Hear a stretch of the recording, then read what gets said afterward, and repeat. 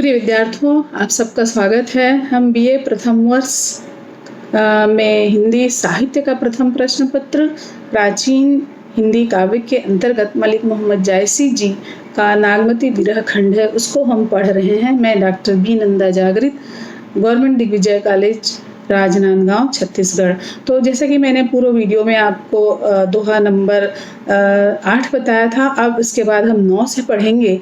9 में देखिए कि जैसे मैंने पहले बताया आपको कि 12 मासा जो चित्रण है विरह का, वो कवि ने किया है। प्रसंग वही रहेगा कि प्रस्तुत पद्यावतरण हमारे पाठ्य पुस्तक के सूफी कवि मलिक मोहम्मद जायसी जी के पद्मावत से नागमती का विरह खंड से उद्धृत किया गया है या अवतरित किया गया है।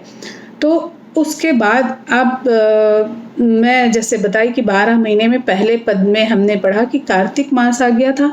अब आ गया है कार्तिक के बाद अगहन। अगहन मास में नागवती है, उसकी क्या स्थिति है देखिए। अगहन दिवस घटा निसी बाढ़ी, अगहन महीना आ गया है और इसमें क्या होता है, अगहन महीने में दिन जो है, दिवस माने दिन, दिन है वो थोड़ा छोटा हो जाता है। निसी माने रात्रि, बाढ़ी रात्रि है वो बढ़ जाती है, मतलब रात है वो लंबी हो जाती है। अब ऐसे समय में विरही नागमती है, वो कहती है दूभर रैनी जाई किमी गाढ़ी। मेरे लिए तो ये रैनी है वो रात है वो बहुत दूभर हो गई, बहुत कठिन हो गया है। किस तरह से मैं इस रात्रि को निकालूं, किस तरह से ये बीते, ये तो मेरे लिए बहुत कठिन हो गया है।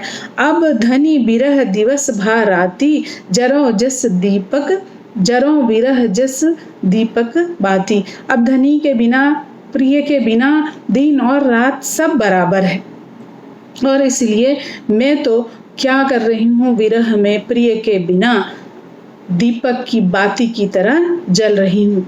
कांपे हिया जनावे स्यू, मेरा हृदय है वो कांप रहा है। जनावे स्यू मतलब मुझे शीत लग रही है, शीत महसूस हो रहा है और मेरा हृदय कांप रहा है। तोपे जाई होई संग प्यू, और ये जो शीत है, ये जो मेरे अंदर शीत बस गया है, ठंडकता जो बस गई है, वो तभी दूर होगा जब मेरे प्रिय मेरे साथ होंगे। घर घर चीर रचे सब काहू, सब घर घर में स्त्रियां हैं वो अपने चीर मने वस्त्र को रंग रही हैं। घर घर चीर रचे सब को, तो जो स्त्रियां हैं वो अपने वस्त्रों को रंग रही हैं। मोर रूप संग लेगा नाहू, पर मैं क्या करूं, मेरा तो रूप रंग सब मेरा प्रिय अपने साथ ले गया। नाहू माने भी प्रिय या पति, ठीक है। तो पलटी ना बहुरा गाजो बिछो, और ऐसा जो मेरे रूप रंग को ले गया लेकिन बहुर कर नहीं आया। बहुर कर नहीं आया मतलब फिर वो वापस नहीं आया। एक बार जो बिछोई मतलब बिछुड़ा, तो अभी तक वो बहुर कर नहीं आया, अर्थात वापस नहीं आया।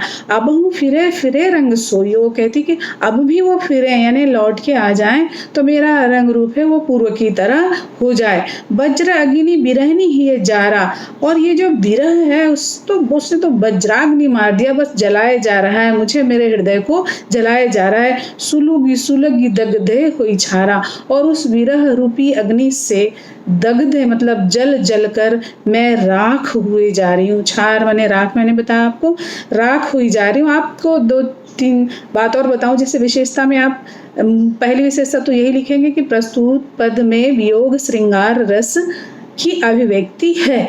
लेकिन जैसे मैंने कहा घर घर चीर रचे सब काहू, घर घर 2 बार आया घर घर, तो काव्य में सौंदर्य बढ़ाने के लिए इस तरह जब एक ही शब्द का 2 बार प्रयोग होता है, अर्थ तो एक ही होता है, तो उसको हम कहते हैं पुनरुक्ति प्रकाश अलंकार, तो पुनः कहा जा रहा है, ठीक है। उसी तरह से यहाँ पर भी है सुलुगी सुलुगी, ये भी पुनरुक्ति प्रकाश अलंकार है। तो दूसरा आपको क्या मिल गया, अलंकार की दूसरी विशेषता में आप लिखिए कि घर घर और सुलुगी सुलुग में पुनरुक्ति प्रकाश अलंकार है। आगे देखिए, यह दुख दगध न जाने कंतु, मेरा ये जो दुख है और मेरी ये जो जलन है, जलन मतलब ताप, दग्ध मतलब मैं जो जल रही हूँ दुख से, उसको न जाने कंतु, मेरा प्रिय जानता ही नहीं है, समझता ही नहीं है।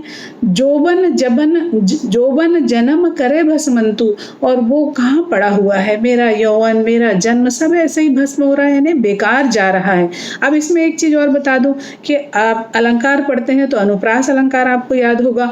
अनुप्रास अलंकार के प्रकार है, मैं वो नहीं बताऊंगी अभी, लेकिन इतना आपको बता दूं कि जहां पर एक ही वर्ण की आवृत्ति सक्रम 2 या 2 से अधिक बार हो तो वो अनुप्रास अलंकार कहलाता है। तो जहां जहां आपको इस तरह से दिखता है, जैसे अभी हमने इस पंक्ति में पढ़ा, यह दुख दगध, दुख और दगत, द वर्ण की आवृत्ति 2 बार हुई है, तो ये क्या हो गया? अनुप्रास अलंकार। इसी में आगे हम पढ़ रहे हैं कि जोबन जन्म, तो ज वर्ण की आवृत्ति 2 बार हुई, तो ये भी क्या हो गया? अनुप्रास अलंकार। तो विशेषता में ये भी लिख सकते हैं आप कि इसमें अनुप्रास अलंकार है। एक तो पुनरुक्ति प्रकाश अलंकार बताया आपको, और दूसरा है अनुप्रास अलंकार। फिर आगे बढ़ते हैं हम। पीयू सो कहेऊ संदेशड़ा, है भौरा है काग, सो धनी बिरहे जरी मुई, तेहिक धुआं हम लाग। अब बेचारी नागमती बहुत परेशान है और वो किससे संदेश दे दूं ये देखती है, तो वो क्या कहती है? पीयू सो कहेऊ संदेशड़ा, हे भौरा है काग, हे भौरा, हे कौवा, काग, तुम लोग जाके मेरे पिए से मेरा ये संदेश दे दो, मेरा ये संदेश कह दो। क्या? सो धनी बिरहे जरी मुई, वह जो स्त्री है वो तुम्हारे विरह में जल गई है, और उसके जलने से तेहिक धुआं हम लाग, उसके जलने से जो धुआं निकला उस धुएं से हम काले हो गए हैं। तो इतना विरह में इतनी वो व्याकुल है, ये जाके मेरे प्रिय को संदेश दे दो। तो नागमती बेचारी बहुत परेशान है अपने प्रिय के बिना। वो सोचती कि कैसे, कहाँ, कैसे मैं उसको अपनी बात बताऊं, कैसे वो आए। तो इसीलिए वो किसके द्वारा संदेश दे रही है? भौरा और काग के द्वारा। आप जानते हैं ना, भौरा है वो भी काला होता है और काग है वो भी काला होता है। आगे हम देखते हैं दोहा नंबर 10। पूस जाड़ थर थर तन कापा। फिर थर थर पुनरुक्ति प्रकाश अलंकार है। अब महीना आ गया है पूस का। इसमें नागमती कह रही है कि पूस का महीना आ गया है और पूस के महीने में ठंड बहुत बढ़ जाती है, तो ठंड के बढ़ने के कारण जो तन है, शरीर है, वो थर थर कांप रहा है, इतनी ठंड है। सूरज जाई लंका दिसी तापा, और ठंड इतनी ज्यादा है कि ऐसा लगता है कि सूर्य है वो खुद ही कहाँ चला गया है? लंका दिसी, लंका की तरफ चला गया है, ताकि उधर ताप मिले उसको, उधर गर्मी मिले। उसको हम क्या कहते हैं? उत्तरायण से दक्षिणायन हो गया है। सूर्य है वो इस समय उत्तरायण से दक्षिणायन हो गया है। आगे वो कहती है विरह बाढ़ दारुण भास्यु, और ये विरह रूपी जो दारुण है, ये शीत है, इससे बहुत ही ज्यादा मैं परेशान हो गई हूँ। कपी कपी मरो, कांप कांप कर मैं मर रही हूँ। ले हरि जीव, ये मेरे जीव का, मेरे प्राणों का हरण करने वाला है। कंत कहाँ लागो वही हिरे है, कंत कहाँ हो कि मैं तुम्हारे हिरे माने हृदय से लग जाऊं। हे प्रिय, तुम कहाँ हो कि मैं तुम्हारे हृदय से लग जाऊं। पंथ अपार सुझ नहीं नीरे, कोई रास्ता सूझता ही नहीं है, पास में हो तो मैं चली जाऊं तुम्हारे पास, लेकिन मुझे तो कोई रास्ता ही नहीं सूझता है। सौर सपेती आवे जुड़ी, ये जो मेरे ओढ़ने की, बिछाने क्या जो भी मेरी सैया है, वो तो ऐसा लगता है जैसे उसको देख के ही मुझे ठंड लगने लगती है। जाना सेज हिमाचल बुड़ी, और मेरी सेज है, मेरी सैया है, मेरा जो बिछावन है, वो तो ऐसा ठंडा लगता है जैसे वो हिमाचल में डूबा हुआ है। हिमाचल आप जानते हो, बर्फ। चकई निसी बिछुरे दिन मिला, अब मैं क्या बताऊं, जो चकई पक्षी है वो निसी बिछुरे रात्र में अपने प्रिय से बिछुड़ गई थी, परंतु दिन ही मिला, दिन में वो मिल गई। रात्रि में वो एक दूसरे से विलग हो गए थे, बिछड़ गए थे, लेकिन दिन होते ही वो मिल गए। हाँ दिन रात विरह कोकिला, लेकिन मैं न तो मुझे दिन में मेरा प्रिय मिल रहा है, ना मुझे रात में मेरा प्रिय मिल रहा है। मैं रात दिन विरह में कोकिला हो गई हूँ।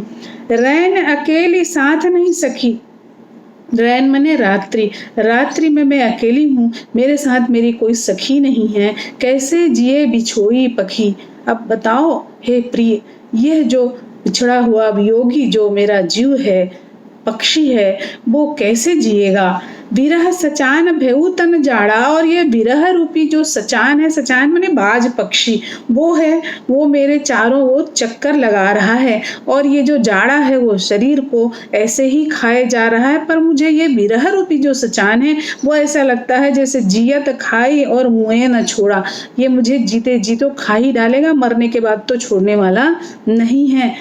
रकत ढुरा मांसु गरम, एकदम नागमती की स्थिति ऐसी हो गई है कि रकत ढुरा, सारा शरीर है उसका जो खून है, रक्त है, वो पूरा नीचे बह गया, मतलब रक्त है वो सूख गया है, मांस उगरा, मांस है वो एकदम गल गया है, हाड़ भये वो सब शंख, और हड्डियां हैं वो शंख की तरह पोली हो गई हैं। धनी सारस होई ररी मुरी, अब तुम्हारे वियोग में मेरी ये स्थिति हो गई है, एकदम दुबली कमजोर मैं हो गई हूँ। और ऐसे समय हे प्रिय तुम सारस की तरह से बनो।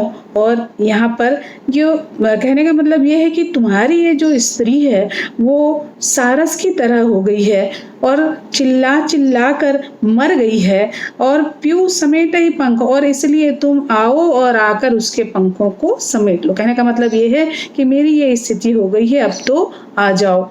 तो इस तरह से ये दोनों पद आपने निश्चित ही समझा होगा। इसके बाद मैं अगले वीडियो में अगले पद्यों को समझाऊंगी, इसको आपने ध्यान से सुना होगा। बहुत बहुत धन्यवाद।